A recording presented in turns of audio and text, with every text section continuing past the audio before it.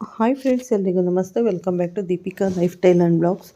ಎಲ್ಲರೂ ಹೇಗಿದ್ದೀರಾ? ನಾನು ಚೆನ್ನಾಗಿದ್ದೀನಿ. ಐ ಹೋಪ್ ನೀವೆಲ್ಲರೂ ಚೆನ್ನಾಗಿದ್ದೀರಾ ಅಂತ ಅಂದ್ಕೊಂಡಿದ್ದೀನಿ. ಪ್ಲೀಸ್ ಫ್ರೆಂಡ್ಸ್, ಈ ವಿಡಿಯೋನ ಫಸ್ಟಿಂದ ಕೊನೆವರೆಗೂ ಸ್ಕಿಪ್ ಮಾಡದೆ ನೋಡಿ. ನಿಮ್ಗೆ ಇಷ್ಟ ಆದರೆ ಲೈಕ್ ಮಾಡಿ, ಶೇರ್ ಮಾಡಿ.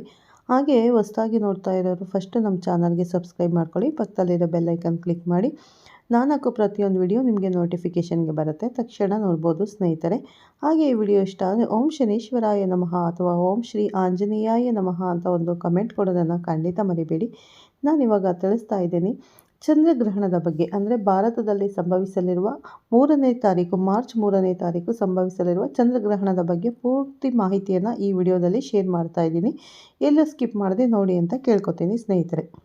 2026 ಮಾರ್ಚ್ 3ರಂದು ಸಂಭವಿಸಲಿರುವ ಚಂದ್ರಗ್ರಹಣವು ಭಾರತಕ್ಕೆ ಅನ್ವಯಿಸಲಿದೆಯಾ ಅಥವಾ ಇಲ್ವಾ? ನಾವು ಈ ಒಂದು ಆಚರಣೆ ಮಾಡಬೇಕಾ ಬೇಡವಾ? ಯಾವ ಸಮಯದಲ್ಲಿ ಮಾಡಬೇಕು ಮತ್ತು ಯಾವ ಕೆಲಸ ಮಾಡಬೇಕು, ಯಾವ ಕೆಲಸವನ್ನು ಮಾಡಬಾರ್ದು? ಹಾಗೆ ಗರ್ಭಿಣಿ ಸ್ತ್ರೀ, ವೃದ್ಧ ಮಕ್ಕಳು ಹೇಗೆ ಈ ಚಂದ್ರಗ್ರಹಣವನ್ನು ಆಚರಿಸಬೇಕು, ಯಾವ ತಪ್ಪುಗಳನ್ನು ಮಾಡಬಾರದು ಮತ್ತು ಯಾವ ಮಂತ್ರವನ್ನು ಯಾವ ಮಂತ್ರವನ್ನು ಪಠಿಸಬೇಕು ಈ ಸಮಯದಲ್ಲಿ ಅನ್ನೋದನ್ನು ನಾವು ಈ ಮಾಹಿತಿಯನ್ನು ತಿಳಿಸ್ತೇವೆ. ಅದೇ ರೀತಿ ಗರ್ಭಿಣಿಯರಿಗೆ ಯಾವ ರೀತಿ ಅವರು ಚಂದ್ರಗ್ರಹಣದ ಕಿರಣಗಳಿಂದ ತಮ್ಮ ಗರ್ಭಕೋಶವನ್ನು ಅಂದರೆ ತಮ್ಮ ಮಗುವನ್ನು ರಕ್ಷಿಸಿಕೊಳ್ಳಬೇಕು ಅನ್ನೋದರ ಒಂದು ಟಿಪ್ಸನ್ನು ಕೂಡ ಹೇಳ್ತೇನೆ ಸ್ನೇಹಿತರೆ. ವಿಡಿಯೋವನ್ನು ಕೊನೆವರೆಗೂ ನೋಡಿ. ನೀವಿನ್ನೂ ನಮ್ಮ ಚಾನಲ್ಗೆ ಹೊಸಬರಾಗಿದ್ದರೆ ಕೂಡಲೇ ನಮ್ಮ ಚಾನಲ್ಗೆ ಸಬ್ಸ್ಕ್ರೈಬ್ ಮಾಡಿ, ಲೈಕ್ ಮಾಡಿ, ಶೇರ್ ಮಾಡಿ. ಮೊದಲನೆಯದಾಗಿ 2026 ಮಾರ್ಚ್ 3ರಂದು ಮಂಗಳವಾರ ಫಾಲ್ಗುಣ ಮಾಸದ ಶುಕ್ಲ ಪಕ್ಷದ ಪೂರ್ಣಿಮೆಯ ಅತಿಥಿ ಎಂದು ಸಂಭವಿಸಲಿರುವ ಈ ಚಂದ್ರಗ್ರಹಣವು ಖಗ್ರಾಸ ಅಥವಾ ಗ್ರಸ್ತುದಿಕ ಚಂದ್ರಗ್ರಹಣವೆಂದು ಪರಿಗಣಿಸಲಾಗುತ್ತದೆ. ಯಾವಾಗ ಸೂರ್ಯ ಮತ್ತು ಚಂದ್ರರ ನಡುವೆ ಭೂಮಿ ಬಂದಾಗ ಭೂಮಿಯ ನೆರಳು ಚಂದ್ರನ ಮೇಲೆ ಬೀಳುತ್ತದೆಯೋ ಆಗ ಈ ಚಂದ್ರಗ್ರಹಣವು ಗೋಚರಿಸುತ್ತದೆ.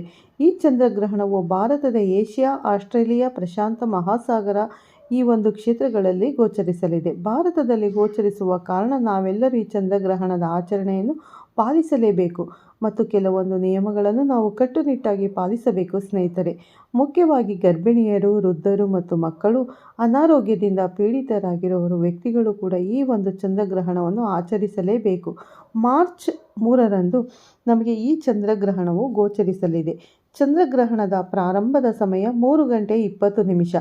ಇನ್ನು ಚಂದ್ರಗ್ರಹಣ ಪೂರ್ತಿಯಾಗಿ ನಮಗೆ ಗೋಚರಿಸುವ ಸಮಯ 4:34 ಗೋಚರಿಸಲಿದೆ. ಇನ್ನು ಚಂದ್ರಗ್ರಹಣದ ಮಧ್ಯಕಾಲ 5 ಗಂಟೆ 5 ಇರಲಿದ್ದು, ಹಾಗೆ 6:46 ಚಂದ್ರಗ್ರಹಣವು ಸಮಾಪ್ತಿಯಾಗಲಿದೆ.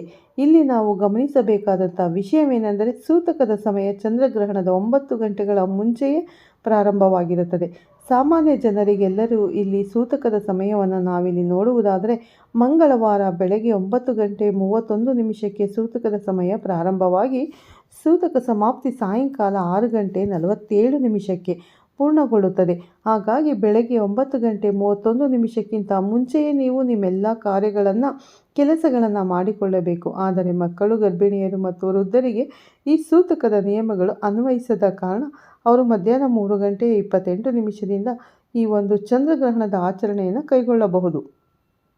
ಚಂದ್ರಗ್ರಹಣ ಗೋಚರಿಸುವ 9 ಗಂಟೆಗಳ ಮುಂಚೆ ಸೂತಕದ ಕಾಲ ಪ್ರಾರಂಭವಾಗುವ ಕಾರಣ ಪ್ರತಿಯೊಬ್ಬರೂ ಕೂಡ ಈ ಒಂದು ಸಮಯದಲ್ಲಿ ದೇವರ ಕೋಣೆಯನ್ನು ಸ್ಪರ್ಶಿಸಬಾರದು, ದೇವರ ಮೂರ್ತಿಗಳನ್ನು ಸ್ಪರ್ಶಿಸಬಾರದು, ದೇವತಾ ಕಾರ್ಯಗಳನ್ನು ಮಾಡಬಾರದು, ಅಂದರೆ ಪೂಜೆ ಪುನಸ್ಕಾರ ಮಾಡಬಾರದು. ದೇವಸ್ಥಾನಗಳಲ್ಲಿ ಆರತಿ ಪೂಜೆಯನ್ನು ಕೈಗೊಳ್ಳಲಾಗುವುದಿಲ್ಲ. ಅಡುಗೆ ಮಾಡುವುದಾಗಿರಬಹುದು, ಊಟ ಮಾಡುವುದಾಗಲಿ, ಶುಭ ಸಮಾರಂಭಗಳನ್ನು ಆಚರಿಸುವುದಾಗಲಿ ಈ ಎಲ್ಲ ಕಾರ್ಯಕ್ರಮಗಳನ್ನು ಗ್ರಹಣದ ಸಮಯದಲ್ಲಿ ಅಂದರೆ ಸೂತಕದ ಸಮಯ ಪ್ರಾರಂಭವಾದ ನಂತರ ಮಾಡಕೂಡದು. ಇನ್ನು ಗರ್ಭಿಣಿಯರು ತಮ್ಮ ಗರ್ಭದಲ್ಲಿರುವ ಮಗುವನ್ನು ರಕ್ಷಿಸಿಕೊಳ್ಳಲು ಚಂದ್ರಗ್ರಹಣದ ಕಿರಣಗಳಿಂದ ಗರ್ಭದಲ್ಲಿರುವ ಮಗುವನ್ನು ಬಚಾವ್ ಮಾಡಬೇಕು. ನೀವು ಏನು ಮಾಡಬೇಕಂದ್ರೆ ಗ್ರಹಣ ಪ್ರಾರಂಭವಾಗೋದಕ್ಕಿಂತ ಮುಂಚೆಯೇ ಒಂದಿಷ್ಟು ಮುಲ್ತಾನ್ ಮಿಟ್ಟಿ ಮಣ್ಣು ಹೊಟ್ಟೆಯ ಮೇಲ್ಭಾಗಕ್ಕೆ ಹಚ್ಚಿಕೊಳ್ಳಬೇಕು. ಅದು ನಿಮ್ಮ ಹೊಟ್ಟೆಯನ್ನು ತಂಪಾಗಿಸುವುದಲ್ಲದೆ ಚಂದ್ರಗ್ರಹಣದ ಕಿರಣಗಳಿಂದ ಗರ್ಭದಲ್ಲಿರುವಂಥ ಮಗುವನ್ನು ಕೂಡ ರಕ್ಷಿಸುತ್ತದೆ. ಅದಲ್ಲದೆ ಗ್ರಹಣದ ಆಚರಣೆ ಯಾವ ರೀತಿ ಮಾಡಬೇಕು ಎಂದರೆ ಗರ್ಭಿಣಿಯರು ಮಧ್ಯಾಹ್ನ 3:26 ಗ್ರಹಣವು ಪ್ರಾರಂಭವಾಗುವುದರಿಂದ ಗ್ರಹಣದ ಆಚರಣೆಯನ್ನು ನೀವು ಈ ಒಂದು ಸಮಯದಿಂದ ಪ್ರಾರಂಭ ಮಾಡಬೇಕು.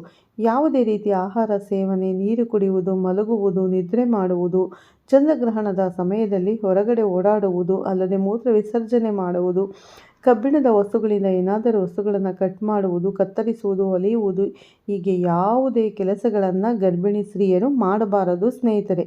ಒಂದು ಶುದ್ಧವಾದ ಜಾಗದಲ್ಲಿ ಕುಳಿತುಕೊಳ್ಳಬೇಕು. ಮುಖ್ಯವಾಗಿ ಅಂದಿನ ದಿನ ಹೊರಗಡೆ ಆಕಾಶದತ್ತ ಕುತೂಹಲದಿಂದ ಗ್ರಹಣವನ್ನು ನೋಡಲು ಹೋಗುತ್ತೀರಿ. ಯಾಕೆಂದರೆ ಚಂದ್ರಗ್ರಹಣದ ಕಿರಣಗಳು ನಿಮ್ಮನ್ನು ಹಾಗೂ ನಿಮ್ಮ ಗರ್ಭದಲ್ಲಿರುವ ಮಗುವನ್ನು ಸ್ಪರ್ಶಿಸಿದ ಹಾಗೆ ನೀವು ಮನೆಯಲ್ಲಿ ಇದ್ದು ಸುರಕ್ಷಿತವಾಗಿ ನಿಮ್ಮನ್ನು ನೀವು ನೋಡಿಕೊಳ್ಳಬೇಕು. ಗ್ರಹಣವು ಸಾಯಂಕಾಲ 6:30 ಮುಕ್ತಾಯಗೊಳ್ಳುತ್ತದೆ. ಆ ಸಮಯದ ನಂತರ ಪ್ರತಿಯೊಬ್ಬರೂ ಸ್ನಾನವನ್ನು ಮಾಡಿ ಊಟವನ್ನು ಮಾಡಿಕೊಳ್ಳಬಹುದು. ಆದಷ್ಟು ನೆಲದ ಮೇಲೆ ಚಾಪೆಯನ್ನು ಹಾಸಿಕೊಂಡು ಮಲಗುವುದು ತುಂಬ ಉತ್ತಮ. ಆದರೆ ನಿದ್ರೆ ಮಾಡಕೂಡದು. ಅಗ್ನಿ ಅಂದರೆ ಸ್ತ್ರೀಯರು ಅಥವಾ ವೃದ್ಧರು ಏನು ಸಾಮಾನ್ಯ ಜನರು ಕೂಡ ಈ ಒಂದು ಸಂದರ್ಭದಲ್ಲಿ ಯಾವುದೇ ಕಾರಣಕ್ಕೂ ಮಲಗೋಕ್ಕೆ ಹೋಗಬೇಡಿ. ಈ ಒಂದು ಸಂದರ್ಭದಲ್ಲಿ ನೀವು ಜಪ ಮಂತ್ರ ತಪ ಮಾಡಿ ಮಂತ್ರವನ್ನು ಪಠಿಸಿ. ಗರ್ಭಿಣಿ ಸ್ತ್ರೀಯರು ದೇವರ ಜಪ ತಪ ಮಾಡಿ ನಿದ್ದೆ ಮಾಡೋಕ್ಕೆ ಹೋಗಬೇಡಿ. ಮತ್ತು ಯಾವುದೇ ರೀತಿಯ ಕಡ್ಡಿ ಮುರಿಯುವುದಾಗಲಿ, ಚಾಕುವಿನಿಂದ ಹಣ್ಣನ್ನು ಕಟ್ ಮಾಡೋದಾಗಲಿ, ಹರಿಯುವುದಾಗಲಿ ಈ ಒಂದು ಕೆಲಸವನ್ನು ಮಾಡೋಕ್ಕೆ ಹೋಗಬೇಡಿ. ಇದರಿಂದ ಮಗುವಿನ ಮೇಲೆ ಪರಿಣಾಮ ಬೀಳ್ತದೆ. ಇದೆಲ್ಲವನ್ನು ನಮ್ಮ ಹಿರಿಯರು ಸುಮ್ಮನೆ ಹೇಳಿರುವುದಿಲ್ಲ. ಅದರಿಂದ ಆಗಿರುವಂಥ ದುಷ್ಪರಿಣಾಮಗಳನ್ನು ಅವರು ಅನುಭವಿಸಿಯೇ ನಮಗೆ ಈ ಮಾತುಗಳನ್ನು ಹೇಳುತ್ತಾರೆ. ಹಾಗಾಗಿ ನೀವು ಕೂಡ ಈ ಒಂದು ಸಂದರ್ಭದಲ್ಲಿ ಈ ರೀತಿ ಮಾಡೋಕ್ಕೆ ಹೋಗಬೇಡಿ. ಇನ್ನು ಗ್ರಹಣದ ಸಮಯದಲ್ಲಿ ನಾವು ಯಾವ ಒಂದು ಎಚ್ಚರಿಕೆಗಳಿಂದ ಇರಬೇಕು ಅಂದರೆ, ಗ್ರಹಣದ ಮುಂಚೆ ಕೂಡ ನಾವು ಸ್ನಾನ ಮಾಡಿರಬೇಕು ಮತ್ತು ನಂತರದಲ್ಲಿಯೂ ಕೂಡ ಸ್ನಾನ ಮಾಡಬೇಕು. ಸ್ಪರ್ಶಕಾಲ ಮತ್ತು ಮೋಕ್ಷಕಾಲದಲ್ಲಿ ಎರಡೂ ಸಮಯದಲ್ಲಿ ಕೂಡ ಸ್ನಾನವನ್ನು ಮಾಡಲೇಬೇಕಾಗುತ್ತದೆ. ಇನ್ನು ಗ್ರಹಣದ ಸಮಯದಲ್ಲಿ ಯಾವುದೇ ಕಾರಣಕ್ಕೂ ಯಾರೇ ಆಗಿರಲಿ, ಮಕ್ಕಳಾಗಿರಲಿ, ಗರ್ಭಿಣಿ ಆಗಿರಲಿ, ಬಾಣಂತಿ ಆಗಿರಲಿ, ಜನಸಾಮಾನ್ಯರಾಗಿರಲಿ ಹೊರಗಡೆ ಹೋಗೋದು ನಿಷಿದ್ಧವಾಗಿದೆ. ಮನೆಯಲ್ಲೇ ಇದ್ದರೆ ತುಂಬಾ ಉತ್ತಮವಾಗಿರುತ್ತದೆ. ಒಂದು ಕಡೆ ಮನೆಯಲ್ಲಿ ಕುಳಿತು ನೀವು ಏನು ಮಾಡಬೇಕು, ಯಾವುದಾದರೂ ಮಂತ್ರವನ್ನು ಜಪಿಸಬೇಕು. ನೀವು ಯಾವ ಒಂದು ಮಂತ್ರವನ್ನು ಜಪಿಸಬೇಕು ಅಂತ ನಾವಿಲ್ಲಿ ಹೇಳೋದಾದರೆ, ಸರ್ವ ಗಾಯತ್ರಿ ಮಂತ್ರವನ್ನು ಜಪಿಸಿದರೆ ತುಂಬಾ ಉತ್ತಮವಾಗಿರುತ್ತದೆ. ಗಾಯತ್ರಿ ಮಂತ್ರವನ್ನು ನೀವು ಜಪಿಸಬೇಕು. ಇವೆಲ್ಲ ಮಂತ್ರಗಳನ್ನು ಕೂಡ ನಾನು ಇವೆಲ್ಲ ಮಂತ್ರಗಳನ್ನು ನೀವು ಜಪಿಸಿ ಪೂಜೆ ಜಪಿಸೋದ್ರಿಂದ ತುಂಬ ಒಳ್ಳೆಯದಾಗುತ್ತೆ ಸ್ನೇಹಿತರೆ. ಯಾವುದೇ ಕೆಟ್ಟ ಪರಿಣಾಮ ನಿಮ್ಮ ಗರ್ಭಿಣಿ ಸ್ತ್ರೀಗೆ ಅಂತೂ ಯಾವುದೇ ಪರಿಣಾಮ ಬೀರೋದಿಲ್ಲ. ಹಾಗಾಗಿ ಗರ್ಭಿಣಿ ಸ್ತ್ರೀಯರು ತುಂಬ ಎಚ್ಚರಿಕೆಯಿಂದ ಆಚರಿಸಬೇಕು. ಅದನ್ನು ಜಪಿಸಲು ಆಗೋದಿಲ್ಲ ಅಂತಂದರೆ ಓಂ ನಮೋ ನಾರಾಯಣ ಅಷ್ಟಾಕ್ಷರಿ ಮಂತ್ರವನ್ನು ಕೂಡ ನೀವು ಜಪಿಸಬಹುದು. ಇಲ್ಲ ಅದನ್ನು ನಮಗೆ ಅನ್ನೋಕ್ಕಾಗಲ್ಲ ಅಂದರೆ ಮೂರನೆಯದಾಗಿ ಓಂ ನಮಃ ಶಿವಾಯ ಎನ್ನುವಂಥ ಶಿವಜಪ ಪಂಚಾಕ್ಷರಿ ಮಂತ್ರವನ್ನು ಕೂಡ ನೀವು ಪಠಿಸಬಹುದು. ನಾವು ಯಾಕೆ ಈ ಒಂದು ಮಂತ್ರವನ್ನು ಜಪಿಸಬೇಕು ಅಂದರೆ, ಮಾಮೂಲಿ ದಿನಗಳಲ್ಲಿ ನೀವು 108 ಸತಿ ಜಪಿಸಿದಾಗ ಸಿಗುವಂಥ ಫಲಕ್ಕಿಂತಲೂ 1000 ಪಟ್ಟು ಫಲ ಈ ಚಂದ್ರಗ್ರಹಣದ ಸಮಯದಲ್ಲಿ ಈ ಮಂತ್ರಗಳನ್ನು ಪಠಿಸುವುದರಿಂದ ಸಿಗುತ್ತದೆ. ಮತ್ತು ಮಂತ್ರ ಸಿದ್ಧಿಗೆ ಇನ್ನು ತುಂಬಾ ಪುಣ್ಯಕಾಲವಾಗಿರುತ್ತದೆ. ಇನ್ನು ಗ್ರಹಣ ಹಿಡಿಯುವುದಕ್ಕಿಂತ ಮುಂಚೆ ಅಕ್ಕಿ, ಹಾಲು, ಮೊಸರು, ಧಾನ್ಯ, ಎಣ್ಣೆ, ದಿನಸಿ ಪದಾರ್ಥಗಳು, ದವಸ ಧಾನ್ಯಗಳು ಇವೆಲ್ಲದರಲ್ಲಿಯೂ ಕೂಡ ನೀವು ಏನು ಮಾಡಬೇಕು ಅಂದರೆ, ದರ್ಬೆಯನ್ನು ತೆಗೆದುಕೊಂಡು ಬಂದು ದರ್ಬೆಯನ್ನು ಹಾಕಬೇಕು.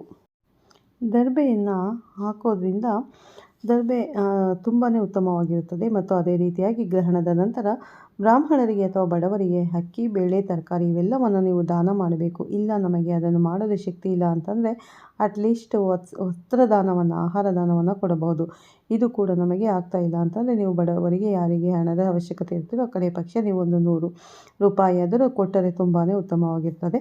ಇನ್ನು ಗ್ರಹಣದ ಸಮಯದಲ್ಲಿ ಈ ತಪ್ಪುಗಳನ್ನು ಎಂದಿಗೂ ಮಾಡಬಾರ್ದು. ಈ ತಪ್ಪುಗಳು ಯಾವ್ಯಾವು ಅಂದರೆ, ಗ್ರಹಣದ ಸಮಯದಲ್ಲಿ ಯಾರೂ ಕೂಡ ಮಲಗಬಾರದು. ಮತ್ತೊಂದು ಪ್ರಶ್ನೆ ನಿಮಗೆ ಬರಬಹುದು, ಮಕ್ಕಳು ಮಲಗಿದರೆ ಅವರನ್ನು ಎಬ್ಬಿಸಬೇಕಾ ಅನ್ನುವಂಥ ಪ್ರಶ್ನೆ. ಬೇಡ.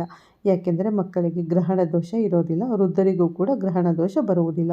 ಆದರೆ ಶಕ್ತಿ ಇದ್ದವರು ಕೂಡ ಮಲಗೋಕ್ಕೆ ಹೋಗಬೇಡಿ. ಇದರಿಂದ ಅವರಿಗೆ ತುಂಬ ತೊಂದರೆ ಉಂಟಾಗುತ್ತದೆ. ಇನ್ನು ಎರಡನೆಯದಾಗಿ ಊಟವನ್ನು ಮಾಡಲೇಬಾರದು. ಯಾವುದೇ ಕಾರಣಕ್ಕೂ ಚಂದ್ರಗ್ರಹಣದ ಸಮಯದಲ್ಲಿ ಊಟವನ್ನು ಮಾಡಬಾರದು. ಅದರಿಂದ ಅನಾರೋಗ್ಯಕ್ಕೆ ತುತ್ತಾಗ್ತೀರಿ. ಇನ್ನು ಮೂರನೆಯದಾಗಿ ಸ್ತ್ರೀ ಪುರುಷರ ಸಮಾಗಮನ ಸಂಪೂರ್ಣವಾಗಿ ನಿಷೇಧವಾಗಿದೆ. ಅಂದರೆ ಸ್ತ್ರೀ ಪುರುಷರು ಬ್ರಹ್ಮಚರ್ಯವನ್ನು ಪಾಲಿಸಬೇಕಾಗುತ್ತದೆ. ಚಂದ್ರಗ್ರಹಣದ ಸಮಯದಲ್ಲಿ ನೀವು ಸಮಾಗಮನ ಸಂಭೋಗ ಮಾಡುವುದು ನಿಷೇಧಿಸಲಾಗಿದೆ. ಇದು ಕೂಡ ಒಂದು ಕೆಟ್ಟ ಒಂದು ಪರಿಣಾಮವನ್ನು ಬೀರುತ್ತದೆ. ಹಾಗಾಗಿ ಈ ಒಂದು ಸಂದರ್ಭದಲ್ಲಿ ನೀವು ಸಂಭೋಗವನ್ನು ಮಾಡಬಾರದು. ಇನ್ನು ಗರ್ಭಿಣಿ ಸ್ತ್ರೀಯರು ಹೊರಗೆ ಬರಕೂಡದು. ಇರುವಂಥ ಹೆಣ್ಣು ಅಂದರೆ ಮಕ್ಕಳಿಗೆ ಯಾವುದೇ ರೀತಿ ಗ್ರಹಣ ದೋಷ ಇರುವುದಿಲ್ಲ. ಅವರಿಗೆ ಯಾವುದೇ ಒಂದು ನಿಯಮಗಳು ಕೂಡ ಅನ್ವಯಿಸುವುದಿಲ್ಲ. ಇನ್ನು ಗ್ರಹಣದ ನಂತರ ಅಂದರೆ ಇದೇ ನೀವು ಮನೆ ಕ್ಲೀನ್ ಮಾಡಿ ಸ್ನಾನ ಮಾಡಿಕೊಳ್ಳಬಹುದು. ದೇವರ ಪೂಜೆ ಮಾಡಿ ಕಲ್ಲು ಸಕ್ಕರೆ ನೈವೇದ್ಯವನ್ನು ಇಟ್ಟು ಶಕ್ತಿ ಇದ್ದರೆ ಬೆಳಗಿನ ಜಾವ ದಾನವನ್ನು ಮಾಡಿ ಅದು ಅಂದಿನ ದಿನಚರಿಯನ್ನು ಪ್ರಾರಂಭ ಮಾಡಿ. ಎಲ್ಲರಿಗೂ ಕೂಡ ಒಳ್ಳೆಯದಾಗುತ್ತದೆ. ಗ್ರಹಣದ ಕಾಲದಲ್ಲಿ ಕೂಡ ಕೆಲವೊಂದು ನಿಯಮಗಳನ್ನು ಎಲ್ಲರೂ ಪಾಲಿಸಲೇಬೇಕಾಗುತ್ತದೆ. ಹಾಗಾಗಿ ಪ್ರತಿಯೊಬ್ಬರು ಈ ಒಂದು ವಿಚಾರಗಳನ್ನು ಗಮನದಲ್ಲಿ ಇಟ್ಟುಕೊಂಡು ಪಾಲಿಸಿ. ಮತ್ತು ಈ ಒಂದು ದೋಷದಿಂದ ಮುಕ್ತರಾಗಿ ನಾವು ಹೇಳಿರೋ ಮಾಹಿತಿ ನಿಮಗೆ ಇಷ್ಟವಾದಲ್ಲಿ ಕೂಡಲೇ ಒಂದು ಲೈಕ್ ಮಾಡಿ, ಶೇರ್ ಮಾಡಿ, ಹಾಗೆ ನಮ್ಮ ಚಾನಲ್ಗೆ ಸಬ್ಸ್ಕ್ರೈಬ್ ಮಾಡ್ಕೊಳ್ಳಿ. ಪಕ್ಕದಲ್ಲಿರೋ ಬೆಲ್ ಐಕನ್ ಕ್ಲಿಕ್ ಮಾಡಿ ಸ್ನೇಹಿತರೆ. ನಾನು ಹಾಕೋ ಪ್ರತಿಯೊಂದು ವಿಡಿಯೋ ನೋಟಿಫಿಕೇಷನ್ಗೆ ಬರುತ್ತೆ, ತಕ್ಷಣ ನೋಡ್ಬೋದು. ನೋಡಿದ್ರಲ್ಲ, ಗ್ರಹಣದ ಸಮಯದಲ್ಲಿ ಯಾವೆಲ್ಲ ಆಚರಣೆಗಳನ್ನು ನಾವು ಮಾಡಬೇಕು, ಮತ್ತು ಭಾರತದಲ್ಲಿ ಇದರ ಗೋಚಾರ ಇದೆಯಾ ಅಂದರೆ ಹೌದು, ಗೋಚಾರ ಇದೆ. ನಾವು ನಿಯಮಗಳನ್ನು ಪಾಲಿಸಲೇಬೇಕಾಗುತ್ತದೆ. ಪ್ರತಿಯೊಬ್ಬರೂ ಕೂಡ ಈ ಗ್ರಹಣದ ಸಮಯದ ನಿಯಮಗಳನ್ನು ಪಾಲಿಸಿ ನಮ್ಮ ಕಷ್ಟಗಳನ್ನು ಪರಿಹರಿಸಬೇಕು ಅಂದರೆ ನಾವು ದೇವರ ಜಪ ತಪ ಮಾಡೋದು ತುಂಬಾ ಒಳ್ಳೆಯದು ಸ್ನೇಹಿತರೆ. ನಿಮ್ಮೆಲ್ಲರಿಗೂ ಈ ವಿಡಿಯೋ ಇಷ್ಟ ಆಗಿದರೆ ಲೈಕ್ ಮಾಡಿ, ಶೇರ್ ಮಾಡಿ. ಮತ್ತೆ ಸಿಗ್ತೀನಿ ನಿಮಗೆ ಉತ್ತಮ ರಾಶಿ ಭವಿಷ್ಯದೊಂದಿಗೆ ಅಂತ ಹೇಳ್ತಾ ಈ ವಿಡಿಯೋನ ಎಂಡ್ ಮಾಡ್ತಾ ಇದ್ದೀನಿ. ಎಲ್ಲರಿಗೂ ಒಳ್ಳೆಯದಾಗಲಿ. ಮತ್ತೆ ಸಿಗೋಣ ಉತ್ತಮ ರಾಶಿ ಭವಿಷ್ಯದೊಂದಿಗೆ. ಧನ್ಯವಾದಗಳು ಸ್ನೇಹಿತರೆ. ಪ್ರತಿಯೊಬ್ಬರಿಗೂ ಒಳ್ಳೆಯದಾಗಲಿ.